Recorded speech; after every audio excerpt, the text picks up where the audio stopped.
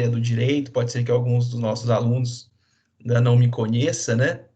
Eu sou da área de administração, formado em administração, trabalho com a Unopar aqui em Itajubá desde 2007.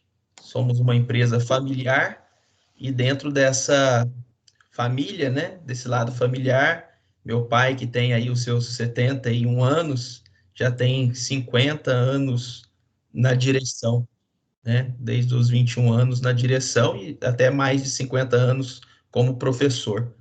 Então, a gente, embora eu não seja, né, da área do direito, a gente respira educação, eu já dentro da família há muitos anos, então está sendo um prazer muito grande fazer parte, né, desse novo curso aqui em Itajubá, um novo curso, um novo conceito, né? Sempre tem que acompanhar a frase muito bem colocada pelo professor Sérgio Salvador. Ô, Rez, a minha fala ela é rápida, porque eu posso estar sendo até repetitivo para muitos nossos alunos aí, né? Já participei de outras palestras, mas eu acho que eu vou seguir a mesma linha. A minha fala é mais uma fala informal. Eu sei que aos seus cuidados está aí a apresentação da doutora Eliana, né? Não sei se vai dar tempo de ler o currículo aí, demora uma semana, né, Regis, normalmente para ler esses Pouco currículos. mais, pouco mais. Pouco mais. Então tenta ser breve, né? Se não sobra tempo para a palestra. Bom, e agradecer, Regis, a confiança, né, dos alunos, dos estajubenses, esses alunos que fazem parte da nossa primeira turma, e agradecer já neste momento a dedicação. Eu acho que você já colocou aqui e eu tenho acompanhado, embora eu tenha prometido, estou cumprindo de não estar entrando aí nas aulas, conforme no começo a gente precisou dar um apoio até mais tecnológico, né, nesse grande desafio de fazer um curso presencial inicialmente nesse formato digital, né? Mas então agradecer já nesse momento também a dedicação de todos os alunos. Eu tenho acompanhado aí. Sei que você, como professor e como coordenador, tem pegado bastante no pé da turma e estão sobrevivendo aí a todas essas cobranças, né? E vão se acostumando, né, Regis? É bem E por aí. algo que eu já falei da última vez é que a gente é tudo também muito novo, um projeto novo, desconhecido para a gente, né? E deixa o celular aqui em cima, começa a vibrar aqui. É muito novo, desconhecido para a gente, mas quando a gente já trabalha com educação, a gente já tem uma cultura na nossa empresa, já tem nossos valores, isso acaba facilitando, e eu acho que contribuiu bastante, eu não tenho a mínima dúvida de que tem visto o retorno dos alunos, de que esse nosso projeto, esse nosso curso está sendo de grande sucesso, né? E a gente não consegue nada sozinho, então eu queria aproveitar esse momento também. Nós temos também uma professora Eliana aqui, em Itajubá, da área de psicologia jurídica. Agradecer ao professor Sérgio Salvador, que inclusive acho que foi o nosso contato para que a gente conseguisse êxito em trazer uma convidada, né, tão representativa do nosso curso. E é você, Rez, eu acho que eu tenho esse motivo de eu estar um pouco até mais afastado, né, das turmas, é porque eu tenho certeza absoluta, tenho acompanhado e tenho visto que estão todos em excelentes mãos. Então, te agradeço aí por estar conduzindo essa coordenação com essa excelência que você tem feito, tá bom? Bom, é isso. E só, talvez a última coisa, que a gente tem dado atenção aqui nos bastidores para tentar, peço desculpa aos alunos se a gente não consegue ser perfeito, mas a gente tem se esforçado para trazer a melhor experiência para os alunos e muitas vezes até descuidando um pouco de vocês, professores, né? Então, isso fica mais que provado, fica claro para mim que o trabalho que vocês têm feito tem sido por amor mesmo, amor à profissão, amor ao direito, e entre tapas e beijos, como brincam aí, com muito amor à nossa primeira turma. Tá bom? Então, eu passo aí, acho que você vai fazer uma apresentação formal, talvez um agradecimento. Nós estamos na nossa semana jurídica, né? E de grande sucesso, tenho acompanhado os alunos também, os comentários, tenho ficado muito satisfeito. Parabéns também por esse trabalho específico, a vocês, professores, né? A você que conduziu essa semana jurídica aí, que está sendo de grande sucesso. Muito obrigado, meu diretor Márcio. É um prazer estar e fazer parte dessa família Unopar. Tem sido um desafio enorme, mas tenho certeza que com a equipe que nós temos aqui, isso faz com que o nosso trabalho ele seja cada vez mais prazeroso e faça com que os resultados consigam, né, ser mais evidentes. Muito obrigado por sua participação. Muito bem, pessoal, aproveitando, né, o tempo da nossa professora Eliana Calmon, eu já gostaria, então, de fazer a abertura da nossa noite. Então, é com muita satisfação e alegria que eu declaro aberto o terceiro dia da primeira semana jurídica do curso de Direito da Unopar. Inicialmente, e aí um pouco diferente do que venho fazendo nas outras noites, eu gostaria de fazer um agradecimento especial aos nossos mestres. Então, hoje é dia de celebrar aqueles que dia a dia alimentam os sonhos dos seus alunos e fornecem ferramentas para a realização de seus projetos de vida. Celebrar aqueles que, em um ano especialmente atípico, precisaram se reinventar para continuarem mantendo seus alunos engajados e estudando. Hoje é dia de celebrar a todos os professores. Mestre é aquele que caminha com o tempo, propondo paz, fazendo comunhão, despertando sabedoria. Mestre é aquele que estende a mão, inicia o diálogo e encaminha para a aventura da vida. Não é aquele que dá do seu saber, mas faz germinar o saber do discípulo. Assim, rendo minhas homenagens a todos os mestres que tive e ainda tenho em minha vida. A todos vocês, minha eterna gratidão. A todos os colaboradores da Unopar e aos nossos diretores Márcio e José Márcio. Aos nossos professores, Dr. Sérgio Salvador e doutora Eliana Oliveira, por desempenhar esse ofício com maestria e por plantarem a semente do conhecimento em todos os nossos alunos.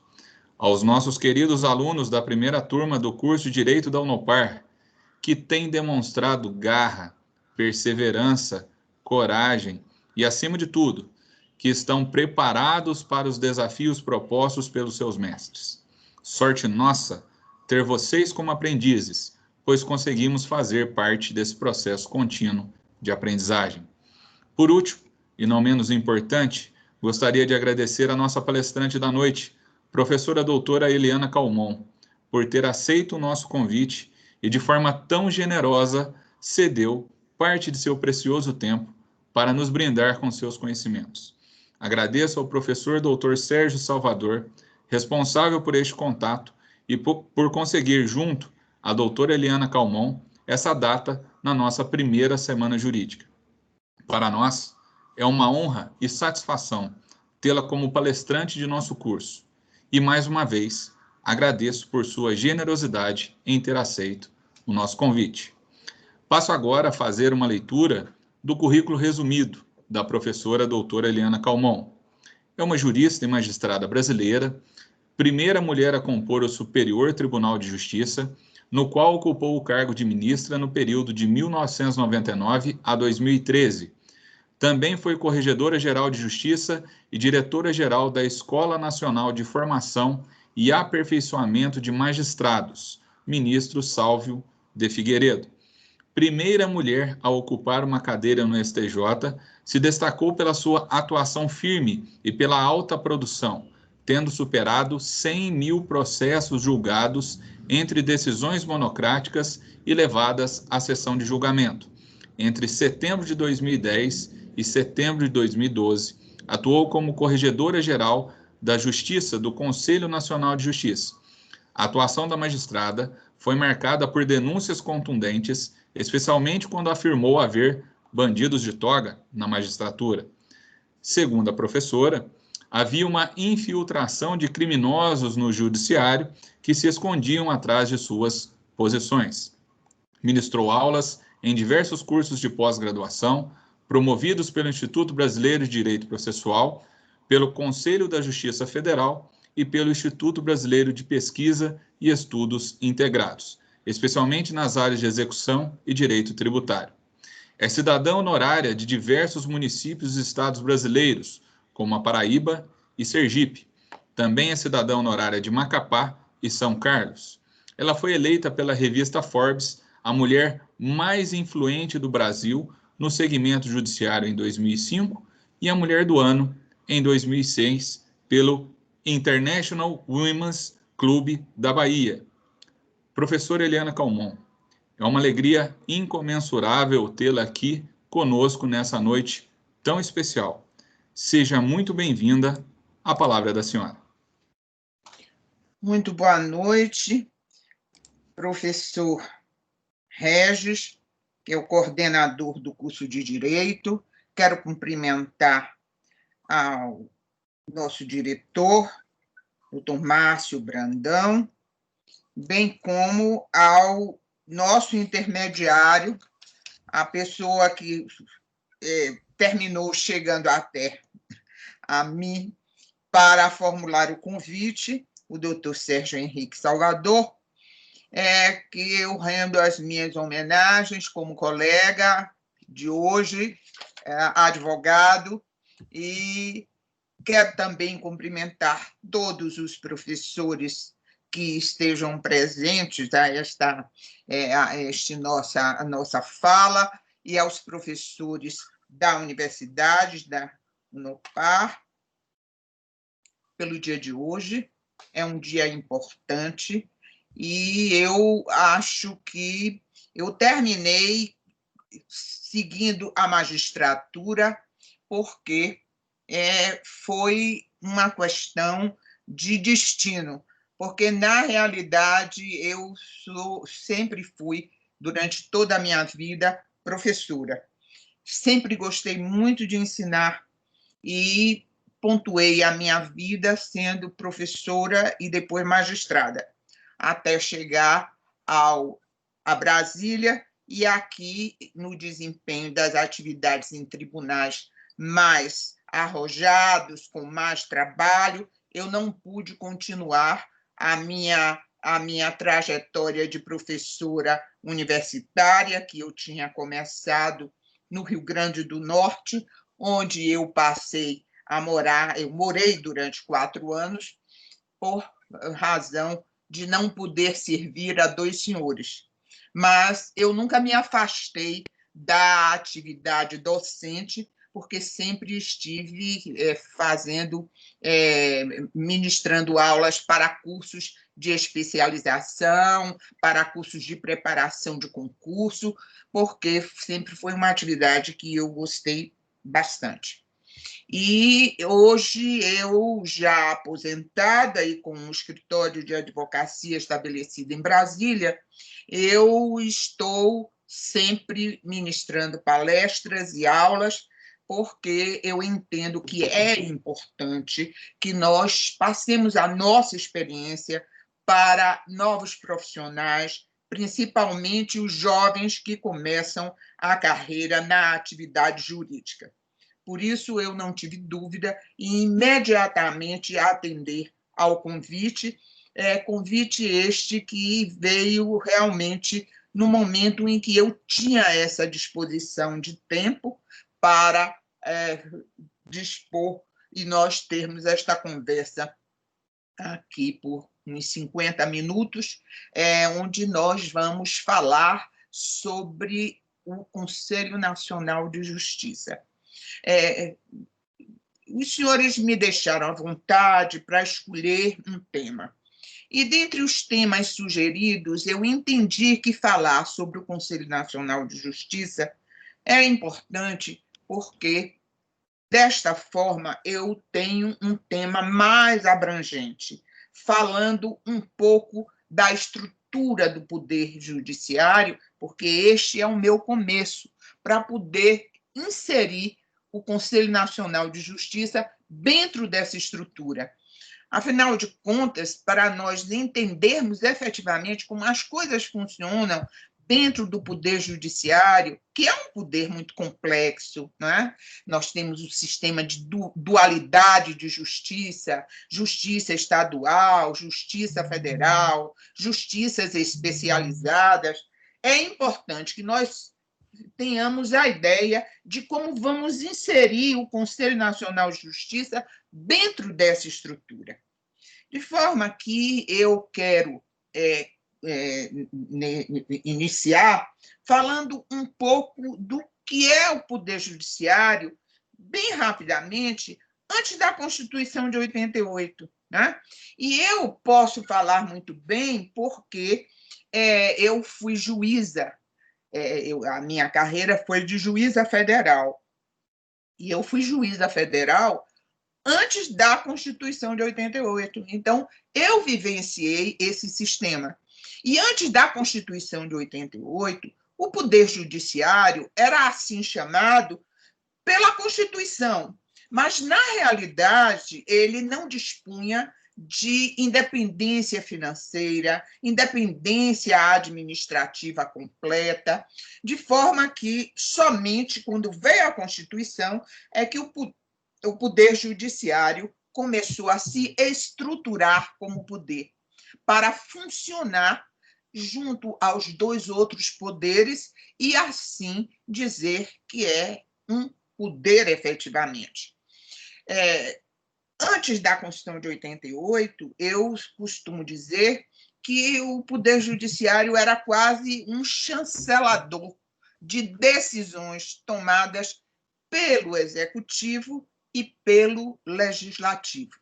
E mais do que isso, a própria forma de exercer a jurisdição era o juiz dizer o que ele entendia da lei que era feita no parlamento para aplicar ao caso concreto.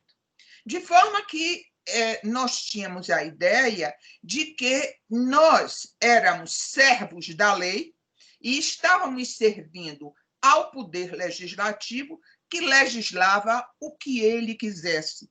E nós, magistrados, não podíamos nos afastar daquilo que era firmado pelo legislador. Todos os países mais desenvolvidos já tinham mudado essa forma de entender o poder judiciário, mas no Brasil nós continuávamos já no século XX, e isso só mudou quando nós chegamos para a Constituição Cidadã em 88.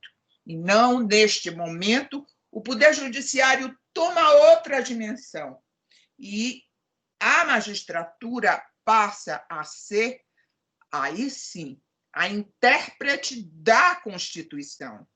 A lei é apenas um marco, é apenas uma divisa, um limite estabelecido pelo legislador, mas nós, magistrados, ao aplicarmos a lei ao caso concreto, podemos, a pé, deixar que a lei não seja cumprida se esta lei vai contrariamente aos princípios constitucionais estabelecidos na Carta Maior. E esta independência do magistrado faz com que ele exerça o poder. E que poder é esse? É um poder, sem dúvida alguma, um poder político. Entenda-se, portanto, poder político como o poder de administrar a atividade jurisdicional, não a atividade político-partidária, onde há uma opção por um partido ou outro partido. Isso é política, mas não é a política de arte de governar, como nós entendemos que é a atividade jurisdicional. Desta forma, a partir da Constituição de 88, nós nos estabelecemos como fiéis escudeiros da Constituição, para interpretarmos a Constituição aplicando a lei ao caso concreto dentro dos princípios constitucionais. Isto foi um avanço muito grande, mas, infelizmente, nós não nos preparamos, eu digo, o Poder Judiciário não se preparou adequadamente para o exercício dessa nova atividade jurisdicional com este poder muito grande que foi dado na Constituição de 88. E aí é que nós começamos a falar, a nação inteira começa a falar na necessidade de nós reformularmos o poder judiciário. E a pergunta que fica, inclusive, para os nossos meninos que estão agora começando, é o seguinte: por que isso aconteceu? Por que nós não nos preparamos, nós do judiciário, não nos preparamos para atender aquele grande avanço da Constituição de 88? Porque a magistratura é tradicionalmente muito arraigada a tradições. E os magistrados receberam a Constituinte com uma grande preocupação, a preocupação de não perder as suas prerrogativas. Porque, embora não tivesse muito poder, tinha muitas prerrogativas.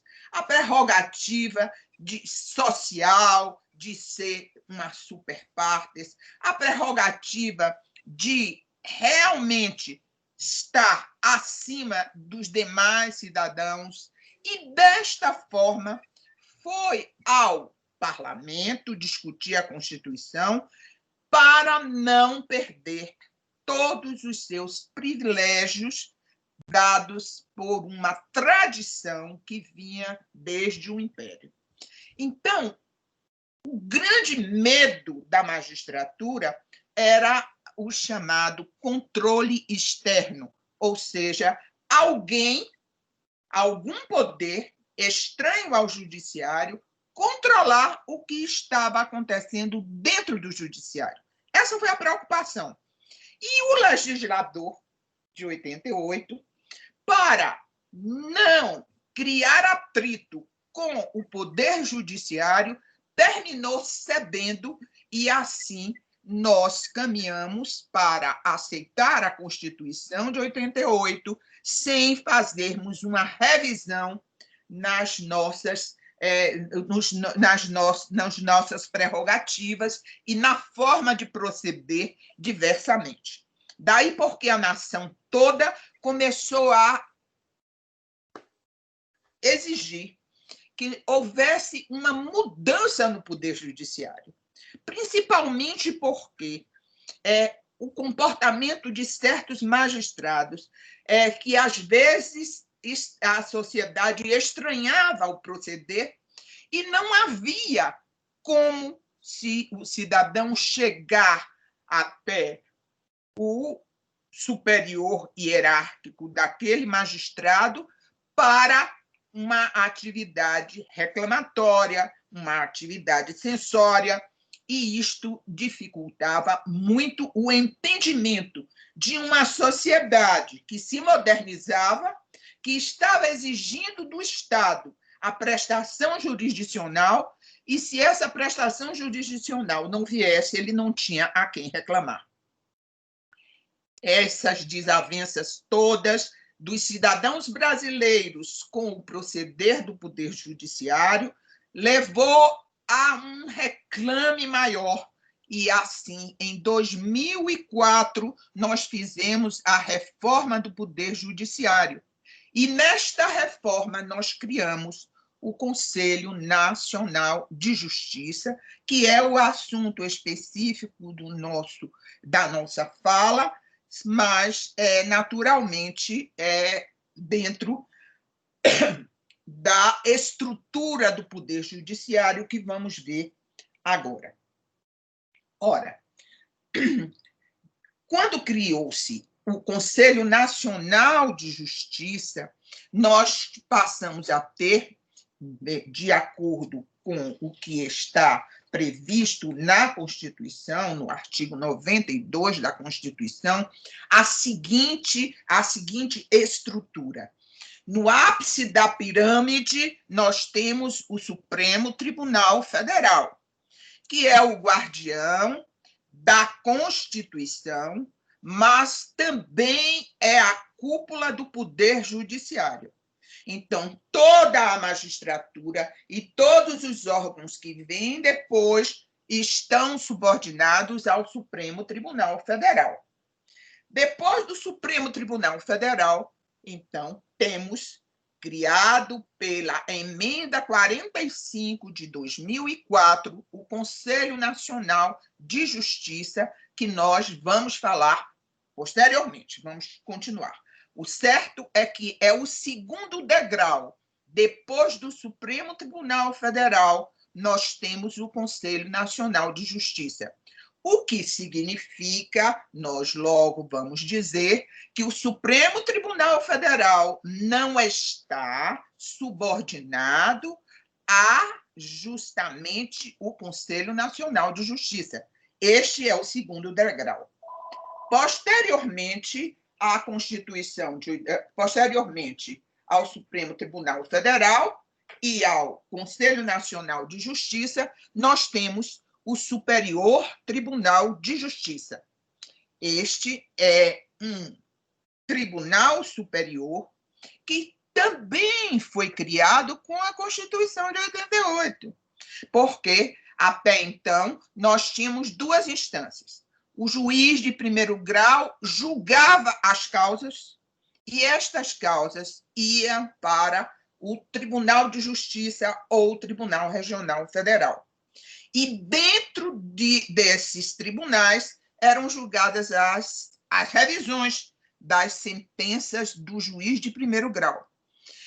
E muitas vezes, em um país enorme como o Brasil, julgava-se de uma forma, aplicava-se uma lei de uma forma no estado, por exemplo, da Bahia, e de outra forma no estado de Pernambuco. E assim foi criado o Superior Tribunal de Justiça com a função de quê? Uniformizar a jurisprudência federal. E aí nós temos esse grande tribunal, chamado, inclusive, de Tribunal da Cidadania, e que tem prestado um grande serviço à nação brasileira, porque cabe a ele uniformizar a aplicação da lei federal. Posteriormente, descendo-se a escala seguinte, nós temos os tribunais regionais federais. E aqui eu quero abrir um parêntese para dizer o seguinte: o Brasil tem um sistema de duas justiças ordinárias.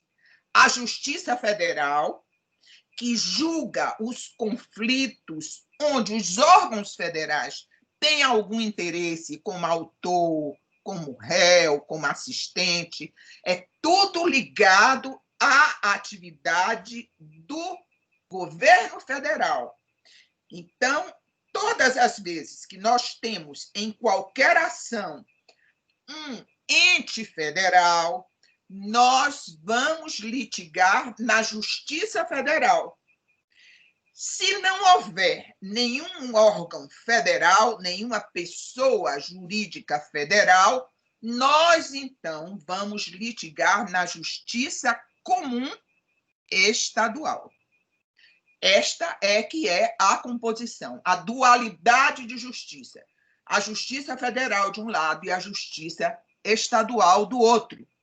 Sendo que, em cada estado, nós temos os juízes estaduais e o segundo grau, que é o Tribunal de Justiça, que julga as apelações e os outros recursos das decisões dos juízes estaduais. E os juízes federais são examinados, as decisões dos juízes federais são examinadas pelos tribunais regionais federais, que não tem um em cada estado, como acontece com a Justiça Estadual. Nós temos apenas 5 tribunais regionais. E, dentre esses tribunais, nós temos um tribunal muito abrangente, que é o Tribunal Regional Federal da Primeira Região, que fica em Brasília, e que todas as demandas federais, dos juízes federais, de diversos estados, são 11 estados, esses 11 estados são examinados, essas decisões desses 11 estados são examinados em Brasília pelo Tribunal Regional Federal da Primeira Região. De forma que, repetindo, Supremo Tribunal Federal, Conselho Nacional de Justiça, Superior Tribunal de Justiça, juízes federais e tribunais regionais federais, juízes estaduais e tribunais de justiça, que é o segundo grau. E aí nós passamos a ter as justiças especiais. Nós temos como justiça especial a Justiça do Trabalho, a Justiça Eleitoral e a Justiça Militar. Então, é justiça demais. Eu acho muita justiça e sou até a favor que nós tenhamos façamos até um enxugamento dessa estrutura fantástica, onde nós temos uma grande despesa para o contribuinte. Mas é o que nós temos hoje, é justamente essa estrutura. O Supremo Tribunal Federal, como cúpula do Poder Judiciário, hoje nos causa alguns problemas que, no final, eu tentarei explicar um pouco. Porque ele julga as ações em controle concentrado, que é a função maior do Supremo Tribunal Federal. Se ele é o guardião da Constituição, ele, então, tem como atividade julgar as ações onde não se discute o direito individual de ninguém. O que nós vamos discutir nessas ações chamadas constitucionais é exatamente se a ação está de acordo, se aquela lei ou se aquele ato normativo está de acordo com a Constituição ou não. E nós fazemos isso através de quê? Nós fazemos isso através das ações, que é a ação direta de constitucionalidade, a ação declaratória de constitucionalidade e uma terceira ação, que é aquela onde se quer estabelecer qual é a interpretação do preceito fundamental que está inserido na lei ou naquela decisão específica. De forma que essas três ações é o que nós chamamos de controle concentrado de exame pelo Supremo Tribunal Federal. Este que é a verdadeira vocação de qualquer tribunal constitucional. Mas o Supremo Tribunal Federal não é apenas um tribunal constitucional. Ele julga as causas onde as pessoas estão litigando entre si, seja com o Estado, seja com a União, seja entre João e Maria, seja através de aplicação de uma norma penal, através dos habeas corpus, e desta forma nós incumpridamos o caminho das decisões judiciais. Por quê? O juiz de primeiro grau julga, os tribunais de justiça ou os tribunais regionais examinam em primeiro grau, e aí isto pode passar para o Superior Tribunal de Justiça para saber se a interpretação dada nesta ação está de acordo com a jurisprudência estabelecida para a lei federal pelo STJ, que é o Tribunal da Cidadania, e ainda pode ir para o Supremo Tribunal Federal, onde eles examinam a constitucionalidade não mais da lei ou do ato normativo, mas da decisão do juiz de primeiro grau. Passamos, então, a ter não só 3 instâncias, mas 4 instâncias. E é isso, alunos queridos, que vocês estão vendo hoje, discutindo-se na mídia essa dificuldade de chegarmos a finalização de uma condenação penal. Por quê? Porque o entendimento hoje estabelecido pelo Supremo Tribunal Federal é que uma pena só pode ser cumprida depois que o Supremo der a última palavra. E aí o juiz julga, condena, o tribunal chancela aquela decisão, passa para o STJ novamente, até chegar ao Supremo Tribunal Federal. E só assim é que será cumprida a decisão de primeiro grau. Então, este caminho é um caminho longo, porque os processos tramitam muito vagarosamente, e ainda mais, todo ele pontilhado pela presença dos advogados, e cada vez que nós assumimos subimos um degrau, nós temos um advogado mais especializado, o que significa que cobra cada vez mais caro. E isto já lhes dá a ideia de que chegar até o Supremo Tribunal Federal exige não só fôlego quanto ao tempo, mas também muito dinheiro desprendido para pagar aos profissionais da área jurídica que atuam no Supremo Tribunal Federal. Então, dentro dessa estrutura, essa é uma estrutura muito complexa e muito demorada, e hoje nós estamos a discutir muito essa questão dessa estrutura tão longa, né? E há aqueles que são adeptos de transformar o Supremo Tribunal Federal em Corte Constitucional. Se isto acontecesse, eles deixariam de julgar as ações ordinárias, as ações penais ordinárias contra diversas autoridades presentes, por exemplo, quem julga os membros do Congresso Nacional, deputados federais, senadores, quem julga os ministros de Estado, quem julga os próprios ministros da Corte dos Tribunais Superiores, é tudo o Supremo Tribunal Federal. Ele deixaria de fazer isto para julgar apenas as ações em controle concentrado, né? Mas isso não existe ainda, é apenas especulação. Bem, dentro dessa estrutura, e que essa estrutura é uma estrutura pesada, que o cidadão brasileiro não se conforma, etc., chega, então, para nós, o Conselho Nacional de Justiça. Este conselho foi criado em 2004 pela Emenda 45 e contou com o repúdio imediato da magistratura, que não aceitava de maneira nenhuma interferência de um órgão que eles consideravam um órgão estranho dentro do Poder Judiciário. Foi uma guerra, foi uma luta para se conseguir implantar o Conselho Nacional de Justiça, principalmente depois que veio a estrutura do Poder Judiciário, do Conselho Nacional de Justiça. Como se formou o Conselho Nacional de Justiça?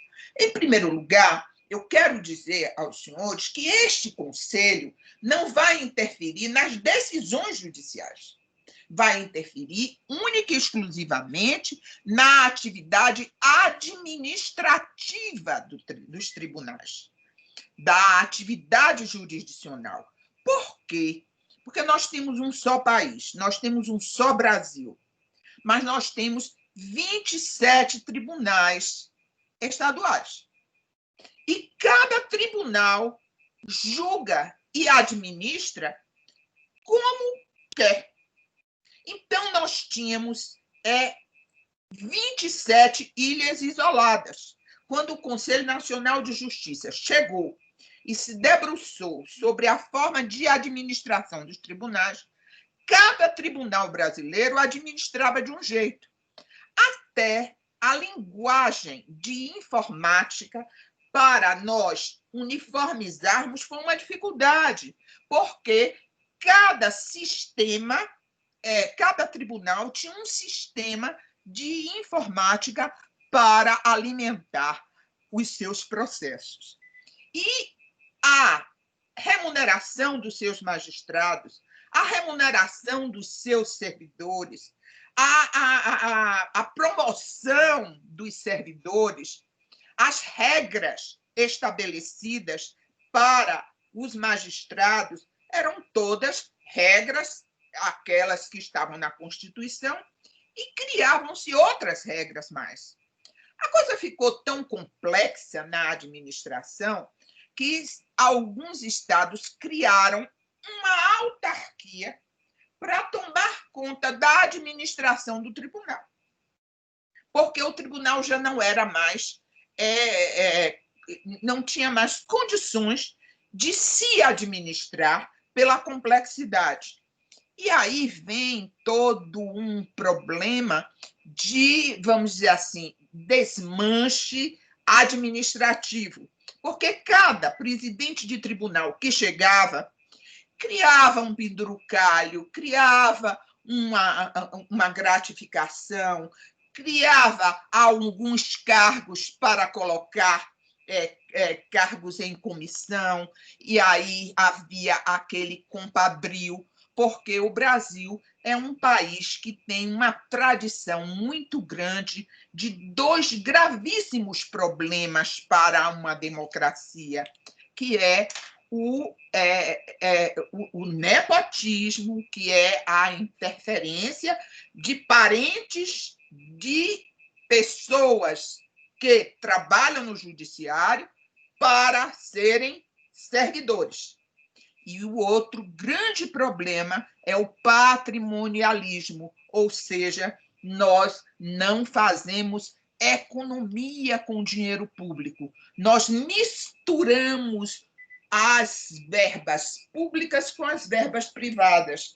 E, desta forma, nós encontramos uma grande massa de servidores ligados a magistrados, principalmente desembargadores, e encontramos altíssimos salários remunerando esses cargos em comissão.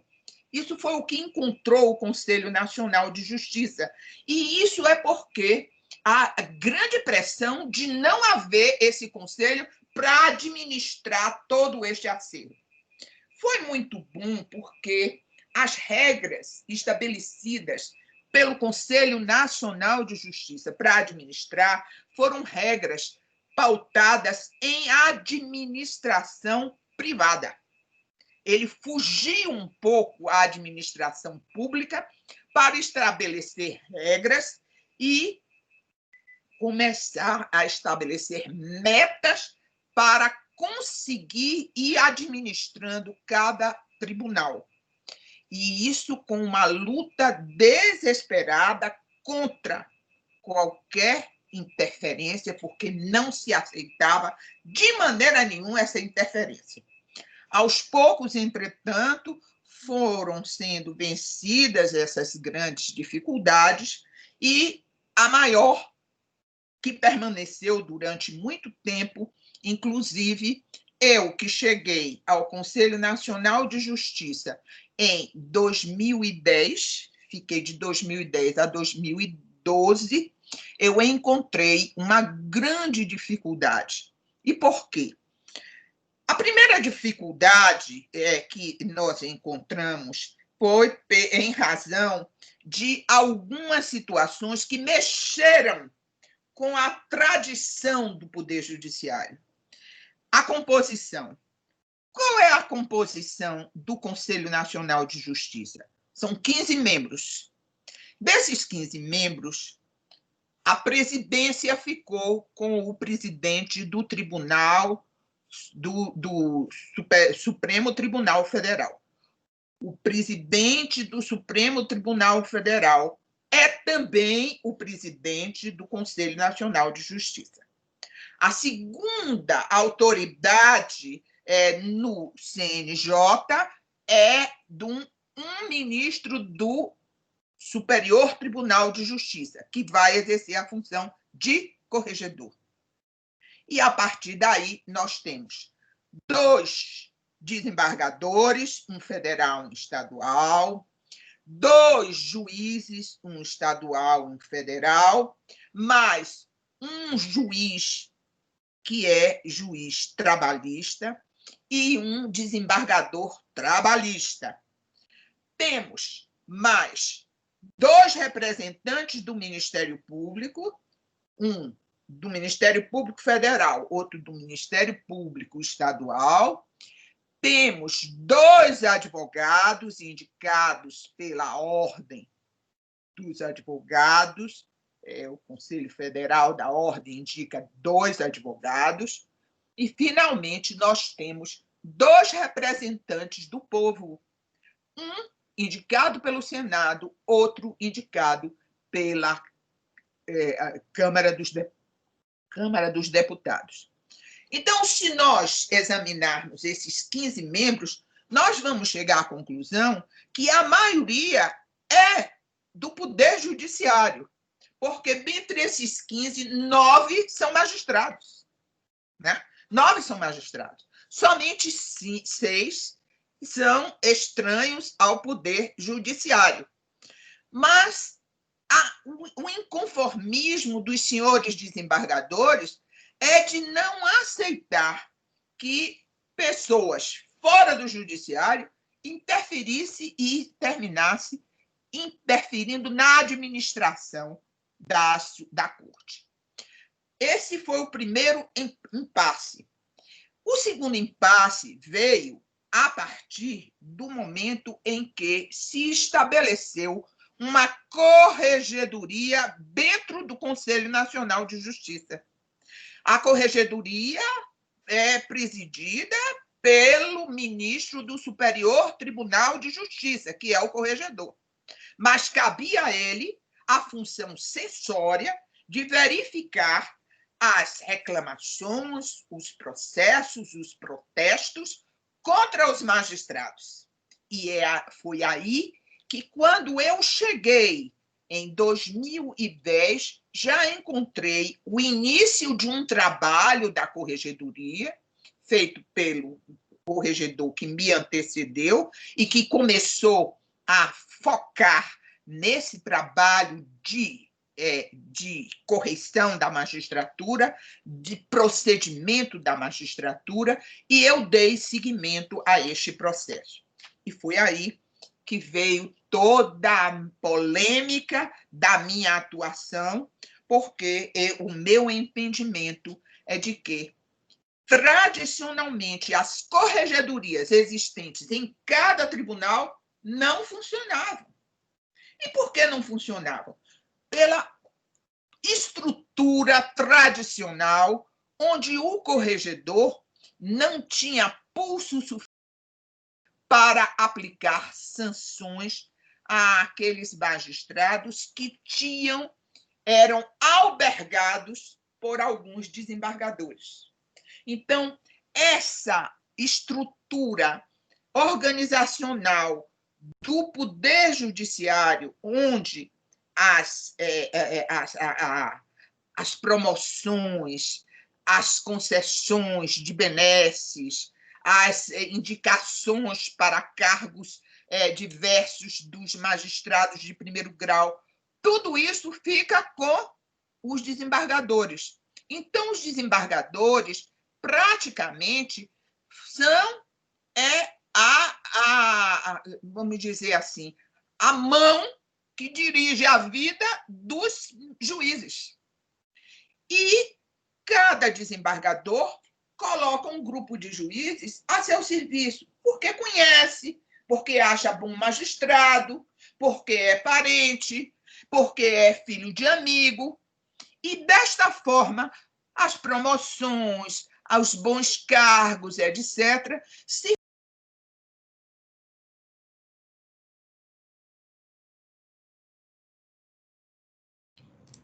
A senhora ficou sem áudio. A senhora está sem áudio. Okay.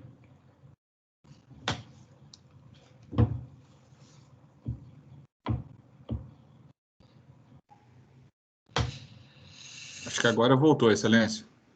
Não, acho que ainda não. Ainda não. Não. Tá marcado lá. Deixa eu ver. Aqui, por aqui não abre, né? Pronto? Pronto, Excelência. Foi automático. Então, desta forma, eu acho que não houve censura, não. Eu estou falando em algo que é tão sublime para a magistratura que até o áudio se revelou um pouco, né? Mas nessa atividade, o meu entendimento, eu sou magistrada de carreira, eu fiz concurso para ser magistrada, sempre gostei de ser magistrada, mas o meu entendimento é de que, com a vida moderna, nós não poderíamos mais esconder as coisas equivocadas e defeituosas praticadas por magistrados. Isso tinha de vir à tona e o Poder Judiciário dizer: eu faço a correção dos meus próprios magistrados. Então, esta é a primeira correção. O meu entendimento sempre foi esse. E, como corregedora, eu passei a exigir este posicionamento, que era um posicionamento que contrariava uma grande maioria, grande número de ministros do Supremo Tribunal Federal, mais antigos, mais arraigados à ideia de que o mal feito não era público, não se publicizava. O magistrado que procedia mal chamava no canto, passava uma reprimenda, um carão como um bom pater família e deixava no canto para ver se ele se recompunha. Muitas vezes, um magistrado que procedia mal como magistrado, eles diziam: vamos promover para deixar aqui perto de nós, no tribunal, para nós educarmos. E esta forma de proceder era algo que não estava bem organizado. Alguma coisa, professor? Está bem o áudio? Tudo certo, Excelência, tudo certo. Bem, então, dentro desta grande dificuldade, nós encontramos e ainda temos algumas dificuldades nesta função censória que foi estabelecida dentro do Conselho Nacional de Justiça para as corregedorias. Entretanto, as coisas com a modernidade, com vamos dizer, a aplicação desta abertura que nós temos hoje, a mídia pautando o judiciário em todas as suas situações, tem nos levado a estabelecer o seguinte: ninguém pode esconder nada. Nós temos de ter, sim, a verificação de tudo que se passa no judiciário, inclusive as coisas equivocadas e erradas, para assim nós fazermos as correções devidas. Então, eu só posso dizer que esta atividade do Conselho Nacional de Justiça, seja a atividade censória, seja a atividade administrativa, foi de suma importância para que o Poder Judiciário deslanchasse. Quero dizer aos senhores que o Conselho Nacional de Justiça não pode interferir em nenhuma decisão judicial. A decisão judicial só pode ser corrigida através dos recursos próprios nos processos judiciais. Quando nós falamos da atividade censória e nós falamos da atividade administrativa, é única e exclusivamente em razão do funcionamento dos órgãos do Poder Judiciário e do comportamento administrativo do magistrado. E aí eu quero dar uma explicação aos nossos alunos. Porque se nós verificarmos a atividade do magistrado, nós vamos verificar o seguinte: poucas são as atividades administrativas praticadas pelo magistrado. Eles praticam atos judiciais, no processo, onde eles julgam, eles administram o processo. Estes não podem ser absolutamente garantidos ou sancionados pelo Conselho Nacional de Justiça. Mas existe entre ato administrativo do juiz. Que ato administrativo de juiz é esse? É o juiz que administra a vara, é o juiz que expede portaria, que determina o funcionamento do fórum, que fecha o fórum naqueles dias que é para ser decretado feriado. Tudo isso é atividade administrativa. O juiz que pune um funcionário, atividade administrativa. Mas, se nós formos observar, as atividades administrativas do magistrado são muito pequenas. E quando o magistrado não é correto, o magistrado é corrupto, por exemplo. Aonde ele pratica o ato de corrupção? É na atividade administrativa? Não. Ele pratica dentro do processo. E aí eles dizem o seguinte: se o magistrado é corrupto e deu uma sentença errada, vender uma sentença, isso é corrigido através de recurso. Meu Deus, a vida se tornou muito rápida. As decisões judiciais, muitas vezes, com 24 horas, estão consumadas. Não dá tempo de se chegar até o tribunal, admitir o recurso para o tribunal corrigir. Então, muitas e muitas vezes, uma decisão errada, uma decisão venal de um magistrado, bota tudo a perder, um patrimônio, a vida de uma pessoa, etc. De forma que no Conselho Nacional de Justiça eu já encontrei este entendimento de que se o magistrado pratica um ato que é inteiramente deformado, é um ato judicial, mas que não tem nenhum amparo, nem nenhuma lei, em nenhuma razoabilidade, este ato está tão deformado que ele não é um ato judicial. Ele é um simulacro. Ele está simulando um ato judicial. E este ato pode ser devidamente sancionado pelo Conselho Nacional de Justiça. Vou dar um exemplo. Os exemplos esclarecem muito bem.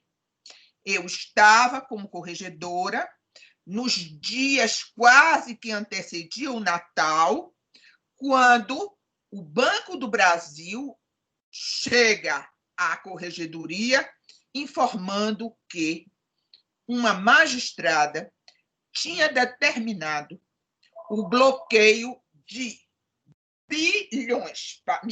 Eu não me lembro muito, mas me parece que eram 2 bilhões, mandou bloquear a conta de um pseudo-correntista que se dizia dono de uma conta bancária naquele valor. E o Banco do Brasil negava a existência desta conta bancária.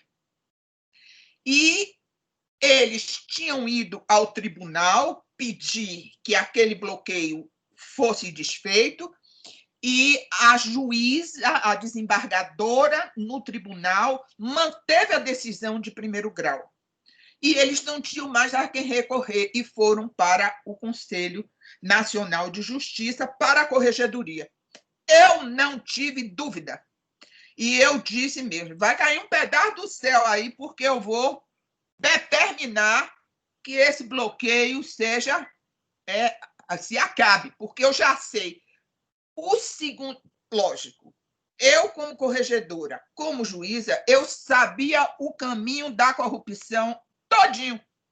O primeiro lugar era o quê? Bloquear. O segundo passo era o quê? Liberar o dinheiro.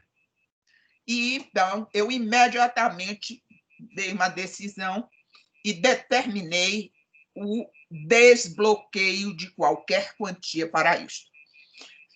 Foi um horror, eu estava mexendo em ato judicial, não era possível aquilo, mas eu mantive o entendimento que já estava consagrado. E, pelo caminhar das coisas, nós conseguimos saber que, efetivamente, era uma grande falcatrua que estava sendo armada. A magistrada se disse inocente, mas, de qualquer forma, este moço que tinha o bloqueio, que tinha pedido o bloqueio, já estava em uma cidade do Paraná para fugir para o Paraguai, né? Que é justamente o caminho, a rota de fuga mais cômoda. Então, o que eu quero esclarecer é que esta atividade censória da Corregedoria Nacional de Justiça foi de grande utilidade e, por isso mesmo, foi criado pelo legislador uma atividade censória e que não era apenas de fazer de contas. E isso foi, posteriormente, sancionado pelo Superior Tribunal de Justiça. Eu quero dizer, eu não posso me alongar muito, e já falei demais, porque tem muita coisa para se falar. Mas, ao fim e ao cabo, eu quero dizer aos senhores que, naturalmente, as interferências políticas existem. Hoje existe muita interferência política dentro do Conselho Nacional de Justiça, na indicação dos seus conselheiros, né? E, desta forma, tenta-se proteger alguns magistrados que têm cabeças coroadas. Mas, como a composição é bastante eclética, este colegiado ainda tem uma grande função de ser um órgão que faz não somente a atividade censória, mas também a atividade administrativa, estabelecendo um critério, como, por exemplo, hoje nós temos o PJE, que é uma única forma de se fazer processos eletrônicos para todas as justiças existentes e para todos os tribunais, que isso é de uma importância fundamental. Para os senhores terem uma ideia, do estado de Minas Gerais, que foi um estado que se informatizou mais rapidamente, em cada cidade nós tínhamos em cada comarca nós tínhamos um sistema diferente. Então, uma comarca não se comunicava com outra, o que era realmente um absurdo. Então, isso foi todo corrigido. Todos os magistrados têm um padrão de vencimentos, não é? Isso ainda está muito a desejar, mas é para se estabelecer que todos os magistrados, do OEPOC ao Chuí, ganhem a mesmíssima coisa, que é uma atividade idêntica para todos os magistrados. E, assim, nós estamos indo, aos poucos, fazendo com que as justiças sejam 27 justiças cuja administração seja mais ou menos uniforme. E eu sou uma adepta ferrenha das benesses do Conselho Nacional de Justiça e acho que ele precisava cada vez mais se aperfeiçoar. Hoje nós estamos vivendo a necessidade, e aí já é a minha palavra final sobre tudo que nós falamos. Eu hoje sou adepta de que nós precisávamos de uma nova reforma do judiciário, porque nós estamos com algumas dificuldades, e isso não precisa ser estudante de direito, nem de advogado, para nós sabermos que estamos enfrentando as dificuldades, e dificuldades até civilizatórias, do funcionamento do Poder Judiciário. O Poder Judiciário ele se tornou bastante visível através dos meios de comunicação e até do TV Justiça. Os magistrados começam a ter uma atividade sensória, uma atividade política, ou seja, estão agindo politicamente, muitas vezes desprezando a lei para dar um entendimento, e este entendimento começa a se resvalar. Um decide de um jeito, outro decide de outro. Os colegiados estão em dificuldade porque estão agindo a título de agilizar a atividade judicante, estão decidindo monocraticamente, e essas decisões monocráticas, muitas vezes, estão em desalinho um com o outro, e essas decisões demoram de chegar ao colegiado para o colegiado tomar um posicionamento uniforme. Eu entendo que as decisões colegiadas são importantíssimas. Os órgãos colegiados foram feitos exatamente para que se aparem as arestas de acordo com entendimentos diversos. E não podemos transformar órgãos colegiados em órgãos monocráticos. Isso está nos dificultando bastante e está desmerecendo a justiça. Em primeiro lugar, a questão de segurança jurídica. Em segundo lugar, a questão de nós respeitarmos as decisões dos magistrados. Isso precisa ser muito bem examinado. A questão do ativismo judicial. E o que é o ativismo? Ativismo é a atividade política dentro do Poder Judiciário. Muitas vezes, o magistrado, até o magistrado de primeiro grau, ele tem de tomar uma decisão política. Querem ver o exemplo? Nós podemos dizer o seguinte: no momento em que alguém leva para o judiciário a necessidade de internar alguém em um hospital porque a pessoa está precisando de uma CTI, né? O hospital nega, dizendo o seguinte: em hospital público não tem mais CTI. O que é que faz o juiz? O juiz determina, de acordo com as normas constitucionais, que seja dada a UTI que esteja em um hospital particular e que o Estado pague. Isto é uma atividade judicante, ela está recheada de uma opção política, que é a arte de governar o quê? A arte de governar o que é possível fazer para atender a cidadania. Então, eu dei um exemplo de uma decisão judicial que está recheada de atividade política. E, assim, nós temos muitas outras situações. Mais um exemplo, um terreno que é um terreno particular, mas que está há muitos anos absolutamente sem qualquer função social, e começa a haver uma invasão deste terreno. E chega-se ao judiciário e diz ao juiz: doutor juiz, eu quero que retire os invasores do terreno. Essa, muitas vezes, é uma atividade de deixar o magistrado com grande dificuldade, porque a Constituição diz que toda a propriedade tem de ter função social. E nós temos, muitas e muitas vezes, propriedades que são chamadas propriedade de engorda, sem nenhuma função social. E o magistrado faz uma opção social.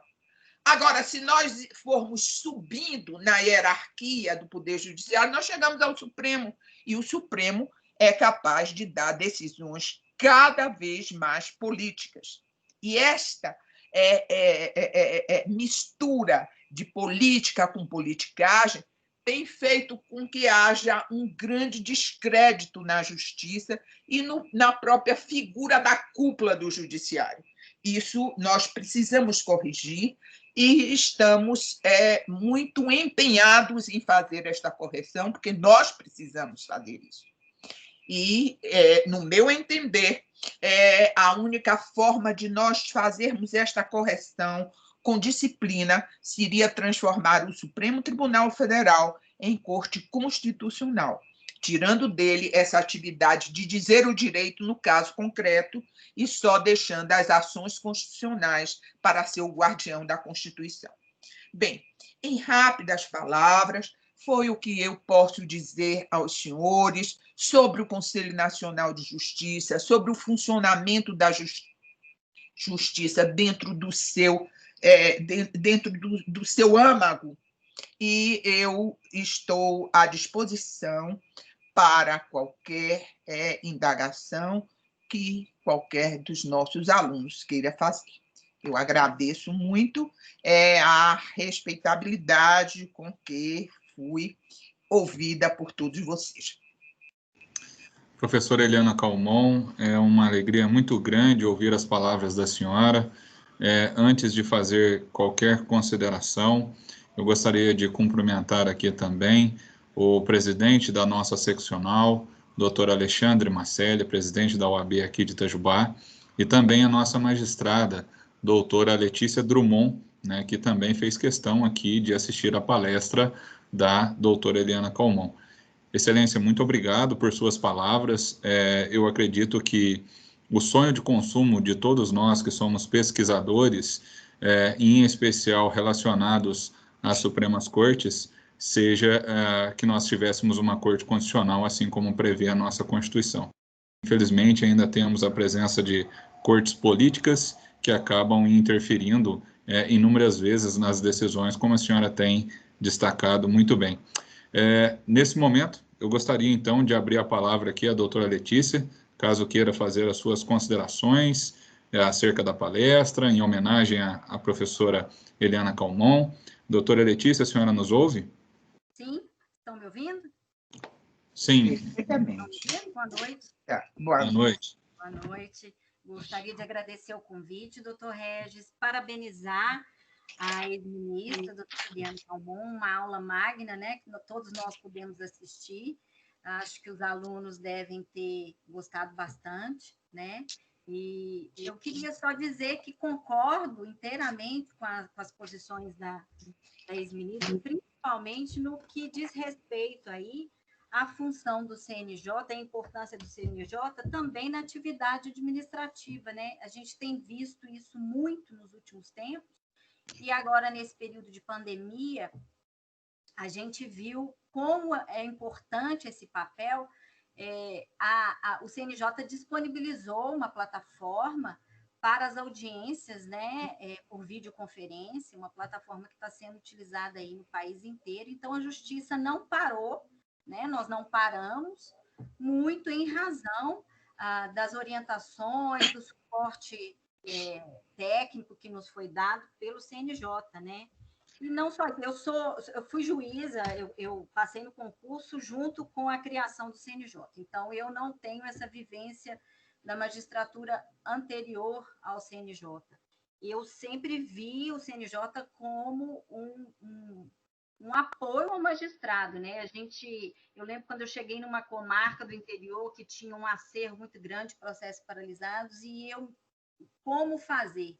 E aí as metas, né, as metas nacionais do CNJ, a gente tem como hoje organizar o trabalho, trazer uma metodologia, uma sistematização dessas atividades, né, muito em razão desse papel importante do CNJ, né? E eu gostaria de parabenizar mais uma vez, e parabenizar também a faculdade, né, pela iniciativa, pela jornada. Parabéns a todos. Obrigada pelo convite. Muito bem, muito obrigada, doutora Letícia, pela apreciação que fez da fala, e eu fico muito satisfeita porque a senhora conhece bem, como julgadora, toda esta questão que o CNJ nos entregou. né? Muito obrigado, excelências. Eu gostaria agora de passar a palavra, não sei se o nosso presidente do OAB também gostaria de fazer algumas considerações, doutor Alexandre Marcelli. Boa noite, doutor Regis, coordenador do curso. Boa noite, doutora Letícia. Boa noite, ministra. Eu gostaria só de ilustrar o trabalho de Vossa Excelência. Numa ocasião que a senhora esteve aqui na nossa cidade, anteriormente, uma palestra, onde eu fiz um convite a um magistrado e ele me relatou que havia entre os magistrados uma espécie de represália de não assistir à palestra da senhora por conta da postura da senhora frente a esses maus magistrados. Isso me chamou muita atenção, porque eu sei que a senhora sofreu bastante na pele com isso, com esses magistrados ruins, vamos dizer assim, e hoje a senhora, na palestra apresentada, demonstra sabiamente a postura sempre da senhora frente a essas atitudes preocupantes de alguns magistrados. E parabenizo a doutora Letícia por estar na palestra. Ficou sem áudio, meu presidente. Oi? Aí, voltou seu áudio. Parabenizo a doutora Letícia por estar na palestra, porque demonstra que é uma boa magistrada e concorda plenamente com o trabalho que a senhora desenvolveu e desenvolve. Todas as vezes que nós inovamos, nós somos alvo de um estranhamento, principalmente em um ambiente cercado de muita, vamos dizer assim, muita cortina de fumaça. O judiciário sempre foi algo secreto, não pode, segredo de justiça, não pode dar o nome, magistrado está sendo processado, não pode se dar o nome, tem de dar... Isso eu encontrei ainda no CNJ, o magistrado só pode botar as iniciais. E eu disse assim, mas é muito interessante. Numa comarca tem 2 juízes. Nós vamos processar um dos juízes botando as iniciais. E quem é que não sabe qual é o nome do magistrado com as iniciais? Então, é segredo de polichinelo. Então, umas bobagens que não funcionam. Se um magistrado procedeu mal, ele precisa ser afastado para responder ao processo e as desculpas devidas se ele procedeu bem, aquilo foi muito, vamos dizer assim, foi difamação. Mas se ele procedeu mal, ele precisa ser punido exemplarmente, né? E eu encontrei muito, por exemplo, os magistrados que tomavam conta de presídios, esses presídios de segurança máxima em São Paulo, os próprios advogados dos bandidos faziam reclamações contra a magistratura. Tinha uma magistrada em um presídio de segurança máxima em São Paulo, onde em um mês chegaram 36 reclamações contra ela. 36 reclamações contra ela. Estas reclamações absolutamente sigilosas. E nós começamos a apurar. E na apuração, imediatamente ficou esclarecido. É porque ela era extremamente rigorosa, cumprindo a lei de execuções penais de acordo com o sistema, e não houve absolutamente nada. Eu, inclusive, protegi muitos e muitos magistrados de uma situação terrível. Eu sei que o tempo de televisão é muito pouco, o tempo online é pouco, mas eu tenho de contar isso. Chegou um dia na corregedoria um magistrado muito assustado, querendo conversar comigo. A primeira triagem, os juízes que são auxiliares conversaram com ele, ele disse, não, mas eu quero conversar com a corregedora, porque eu quero que a corregedora me tire daquela comarca, porque eu não volto mais para aquela comarca. E quando eles vieram me falar, eu disse assim, ele está perturbado da cabeça? Não, ele está muito assustado. E ele veio conversar comigo. Ele era um magistrado novo, foi mandado para uma comarca no interior do estado do Maranhão. É uma comarca, até hoje eu me lembro, a comarca chamava-se Tuntum, no Maranhão. E ele estava assustadíssimo, porque quando ele chegou, também chegou um promotor novo. Ele chamou o promotor e disse assim, olha, eu pedi os processos que estão conclusos e eu encontrei um armário de processo concluso e o escrivão me disse que é para eu não bulir nesse armário, eu só posso bulir no outro armário. E eu não estou achando que isso esteja certo. Quando eu fui olhar, eram processos criminais que estão parados há muito tempo. Você concorda que nós vamos em frente? O promotor disse, concordo. Ele aí começou a despachar os processos. Ele recebeu um recado. Pare de despachar processos que não lhe dizem respeito. E ele continuou. E a casa dele foi metralhada, com um bilhete dizendo, da próxima vez, você é que será metralhado. E ele correu e foi para o corregedor no Tribunal de Justiça. O corregedor disse, volte para a sua comarca que nós vamos tomar providência. Ele disse, eu não vou voltar porque eu vou morrer. E pegou uma passagem e veio para Brasília e atendeu e me relatou isso. Eu imediatamente peguei um juiz, pedi para ele acompanhar o juiz para a comarca, junto com um delegado da Polícia Federal e 2 agentes, para imediatamente saber o que estava se passando na comarca. Quero dizer que a Ordem dos Advogados nessa cidade foi espetacular.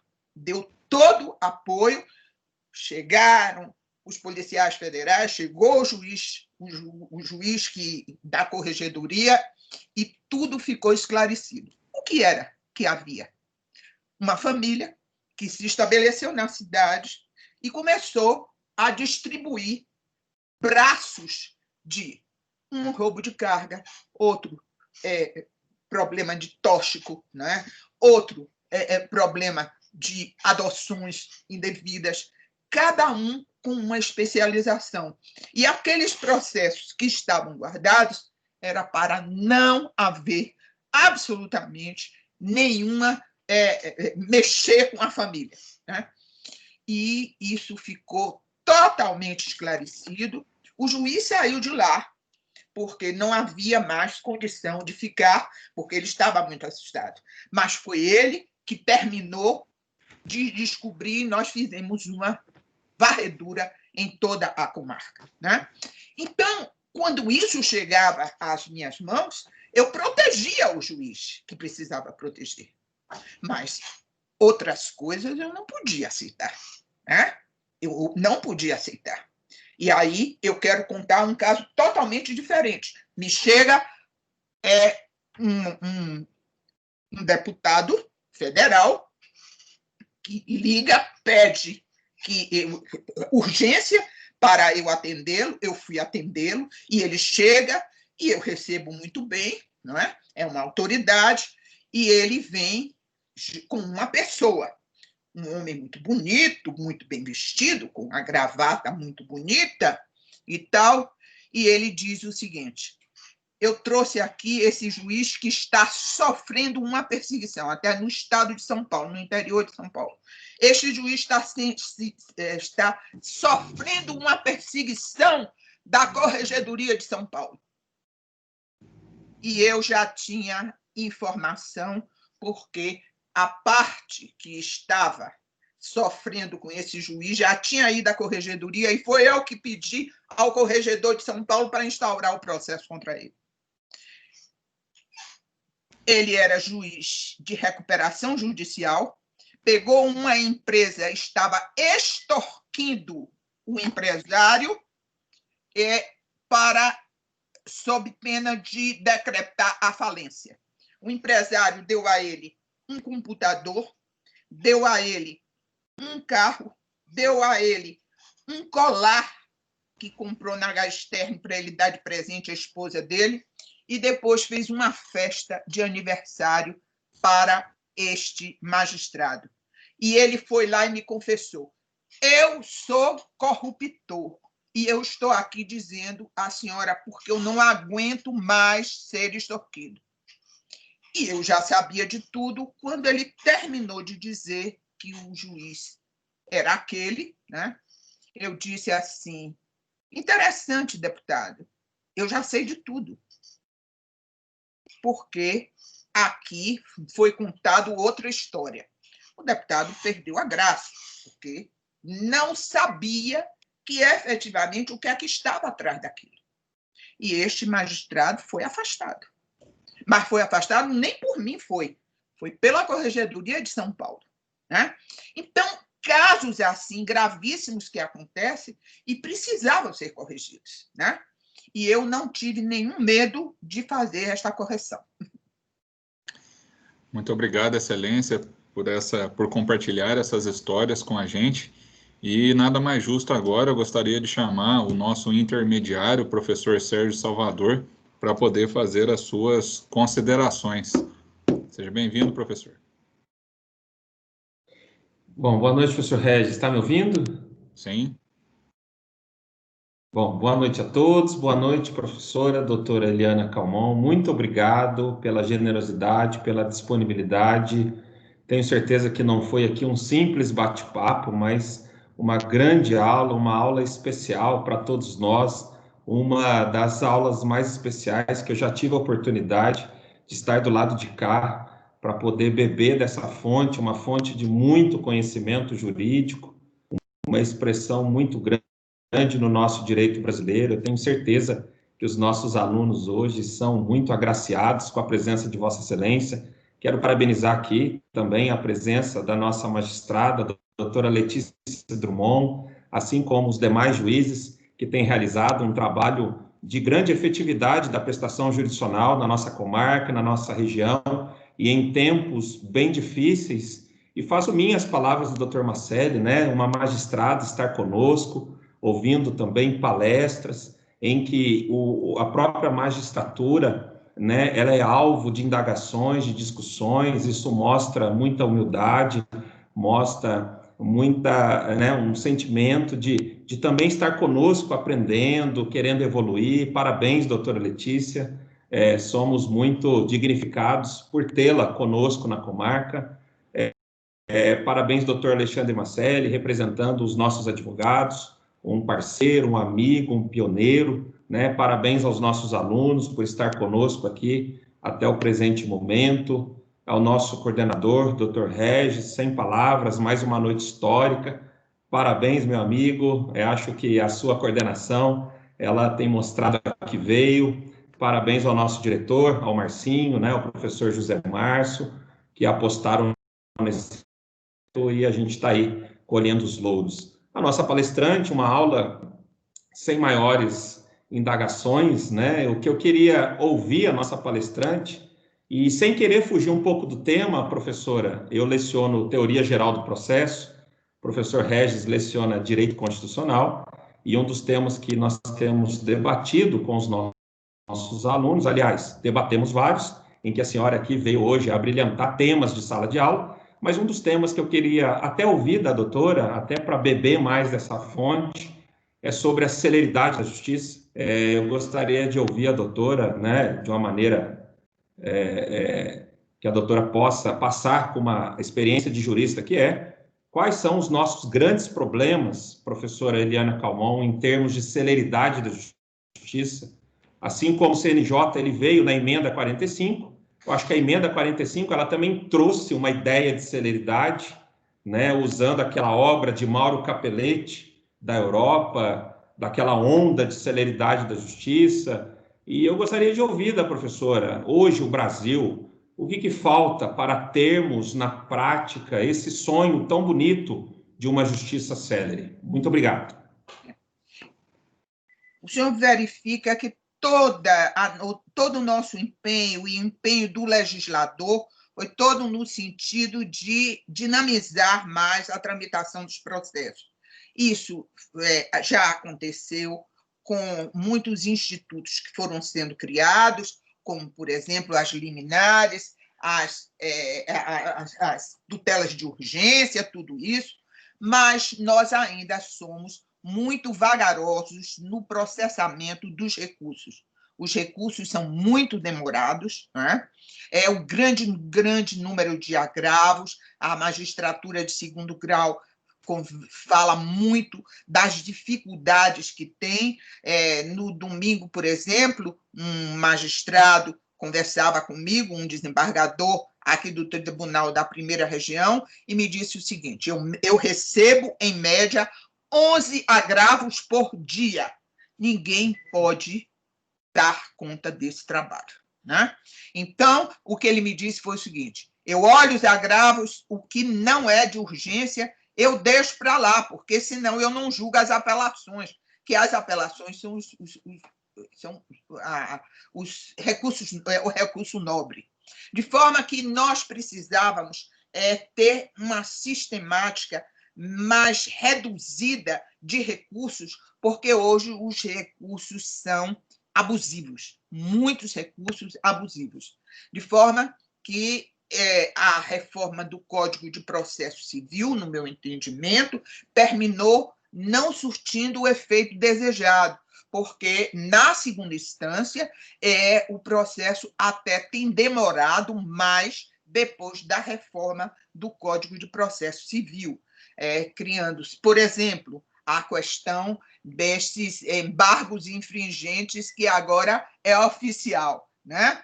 Se 2 magistrados julgam e um tem um voto divergente, então, imediatamente, tem de se convocar um outro magistrado para um desempate. Então, eu chamo isso de embargos oficiosos, né? Oficioso.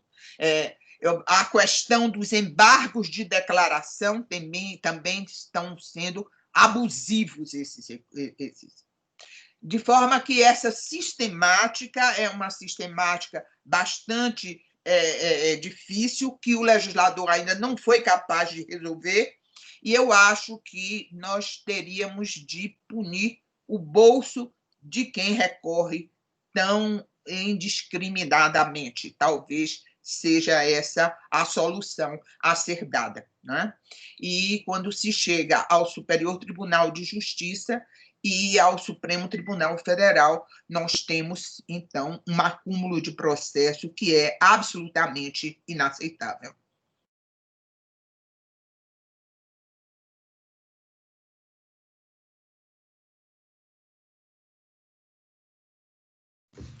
Professor Regis, está sem o áudio.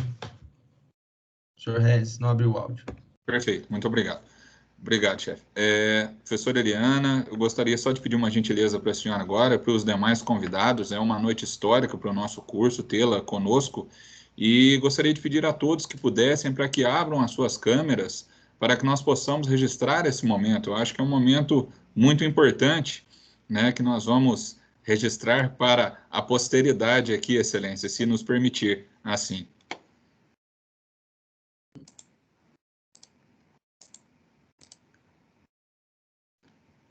Perfeito. Nossos alunos estão abrindo a câmera. Podem continuar. Todos abriram? Perfeito. Professor Zé Márcio? Professor Márcio Costa, por favor. A minha está aberta aí, aqui não aparece todo mundo. Estou vendo aqui o Gustavo. De aluno, estou só vendo o Gustavo. Agora sim, Maria Lúcia. Maria Lúcia. Para mim aparece a Tamires aqui. Aparece JS também. Como que tá o seu print aí, professor? Pode dar. Eu vou ter que sair da aula e voltar de novo. Tá bom, pessoal. Vamos rapidinho pelo tempo da nossa ministra. Vamos lá. Tá. Vou dar um print aqui, Regis. Pode? Beleza. Pode. Tá? Então, vou fazer 1, 2, 3, X. Acho que o meu foi. Perfeito. O meu foi. Não foi? Pessoal, muito obrigado aí pela... Vamos lá, Vânia abriu agora, eu acho que dá para a gente fazer mais uma. Mais um, Regis. Marcinho, vamos lá. Faz você agora, vai lá. Tá bom, vamos lá. Eu acho que foi. Vamos lá. Pessoal, muito obrigado a todos, né, por terem nos brindado aqui, aos nossos queridos alunos, para que a gente não tome mais tanto tempo da nossa ministra, que já foi tão gentil em nos prestigiar aqui com o seu tempo. Encaminho a senhora depois perguntas que eventualmente os nossos alunos tenham feito. Agradeço mais uma vez a sua generosidade, o seu tempo. As portas do nosso humilde curso estarão sempre abertas à senhora e esperamos poder contar com a senhora em outras oportunidades. Mais uma vez, muito obrigado. Professor Márcio Costa, o senhor gostaria de agradecê-la também? Regis, eu acho que as palavras de todos vocês aí já foram excelentes aí, suficientes. Eu fiz aquela abertura, né? Falei bastante, os alunos já cansaram aí das minhas falas, vocês já agradeceram todos os convidados, a gentileza e com certeza a doutora Eliana, né? Os demais convidados também estarão aí, serão bem-vindos em outro momento aí também, presencialmente, conhecendo a nossa unidade, como você disse, a nossa humilde unidade aqui em Itajubá. Muito obrigado. Doutora Eliana Calmon, se a senhora quiser se despedir dos nossos alunos, muito obrigado pelo seu tempo. Foi uma alegria muito grande tê-la conosco. Muito obrigado por sua aula, né? Como a doutora Letícia nos disse, foi uma aula sobre direito, sobre essa organograma que existe dentro do nosso poder judiciário. Mais uma vez, muito obrigado pelas suas palavras e seja sempre muito bem-vinda no nosso curso. Eu quero agradecer a oportunidade de ter falado e passado um pouco da minha experiência. Eu hoje venho fazendo uma seletividade daquilo que eu passo, principalmente para os alunos que estão iniciando o curso, porque nós temos muito bons professores, temos muito boas informações quanto à matéria técnica, livros excelentes, temos até uma quantidade de livros maior do que nós poderíamos, né, ter. E temos também a internet aí aberta para as nossas pesquisas infindáveis. De forma que eu venho achando que todas as vezes que me chamam para mostrar alguma coisa, o que se quer é a minha experiência como magistrada, aquilo que eu vivenciei. Isso não está nos livros, isso não está na biblioteca. E muitas vezes isso fica oculto, né? Não se sabe o que é que existe realmente no âmago do Poder Judiciário. E eu venho falando exatamente isto, principalmente aquilo que nós precisamos fazer as correções devidas para termos um judiciário que esteja à altura de um grande país, né? Muito obrigado, Excelência, por seu tempo, por sua oportunidade. Agradeço também aqui nesse momento o nosso presidente, doutor Alexandre Marcelli. Agradeço ainda a nossa magistrada, doutora Letícia Drummond, pela sua presença. Pessoal, muito obrigado a todos. Nesse momento me despeço de vocês. Aos nossos alunos, continuamos juntos ainda um pouco, porque temos alguns sorteios de livro. Muito obrigado, Excelência, por sua participação. Eu aqui agradeço, hein? Tá. Muito boa noite. Um prazer muito grande em ter conhecido todos. Tá. Boa noite, Excelência. Boa noite. Boa noite, doutora Letícia. Boa noite.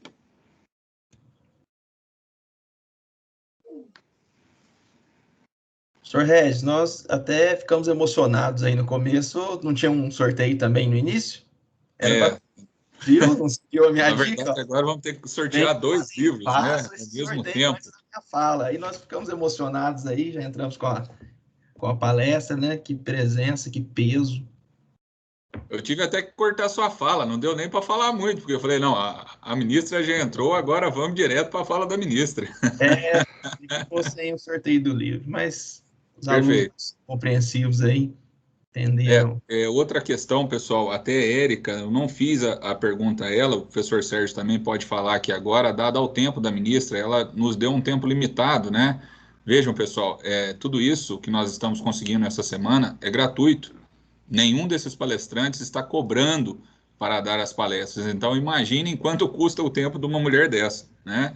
Então, por essa razão, eu acabei reduzindo mais a participação, deixando apenas as autoridades, aos professores, e agradeço a compreensão de todos vocês de, nesse momento, infelizmente, vocês ainda não participarem efetivamente dessa palestra, mas agradeço a todos. Laís, Eu acredito, Regis, oi. eu acredito que esse tema da palestra possa ser até, inclusive, trabalhado com os alunos numa outra aula de vocês, aí fica a minha sugestão, porque como não teve muito momento de perguntas e vocês têm um conhecimento da área, a capacidade de compreensão da estrutura, né, de tudo que foi falado, podem fazer ou continuar um pouco no assunto aí, né, no outro momento.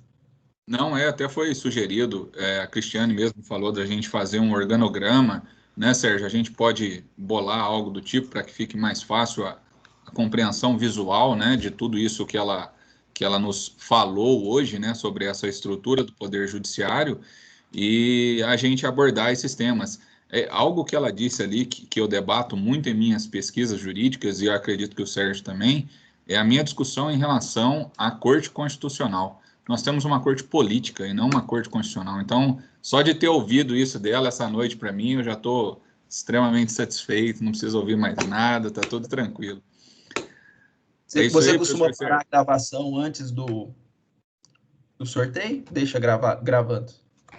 Eu paro aqui, não tem nenhum problema. Se tiver acostumado, que às vezes eu não... Normalmente fica. Mas, professor Regis, é isso mesmo. Acho que a palestra dela, ela trouxe as experiências enquanto magistrada, e uma magistrada que ela queria corrigir os problemas do judiciário.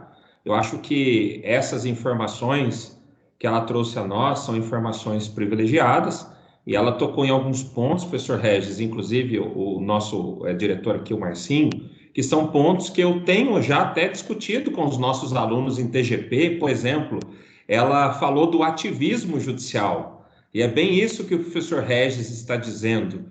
A partir do momento que a Corte Constitucional ela tem um perfil político, ela fica ativista.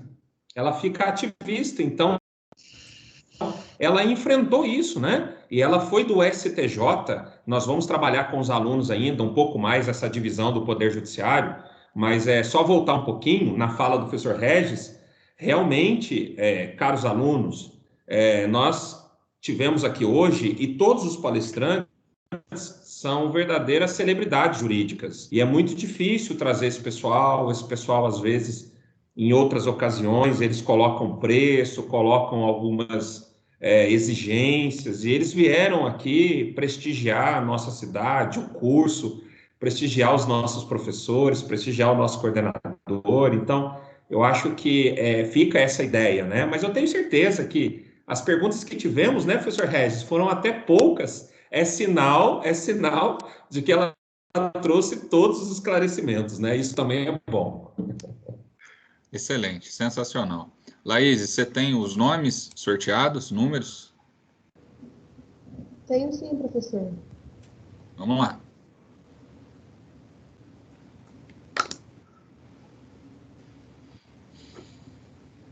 É o número 2. Certo. E a aluna é Yaciara Iris Soares Costa. Yaciara, você nos ouve?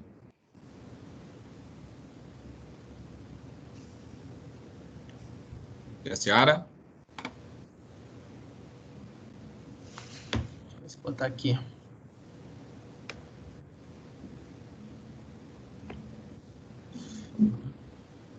Eu tô vendo ela aqui. Você ouviu ela aí, Márcio? Vou fixar ela, deixa eu ver se abre aqui. Tá com o áudio fechado. Não deve estar nos escutando, né? Eu acredito que não. Bom, próximo. Quem está na sequência? É o 15. 15.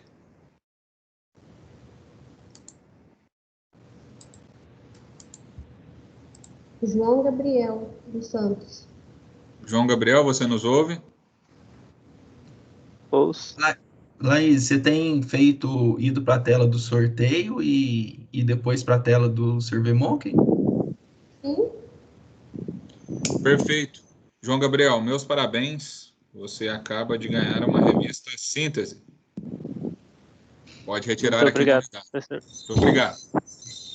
E a próxima, Laís. Chegou a pizza, né, Marcinho?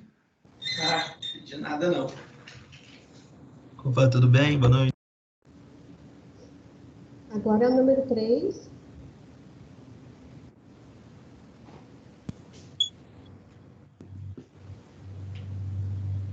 Thaisa Barbosa Ribeiro. Thaisa, você nos ouve?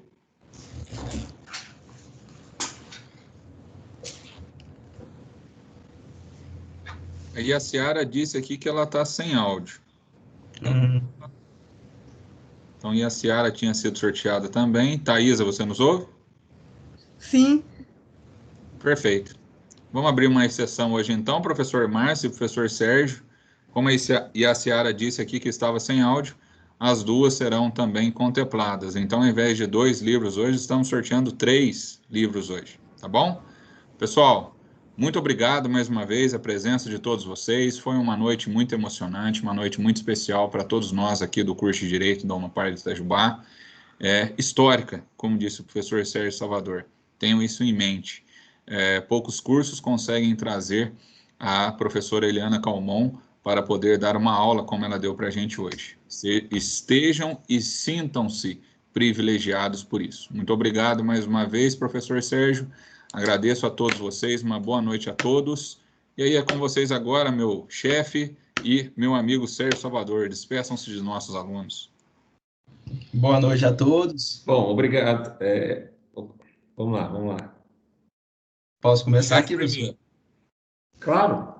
Não, o professor Sérgio, que quem trouxe a palestrante de hoje, ele tem um fechamento especial. Então, deixa ele por último.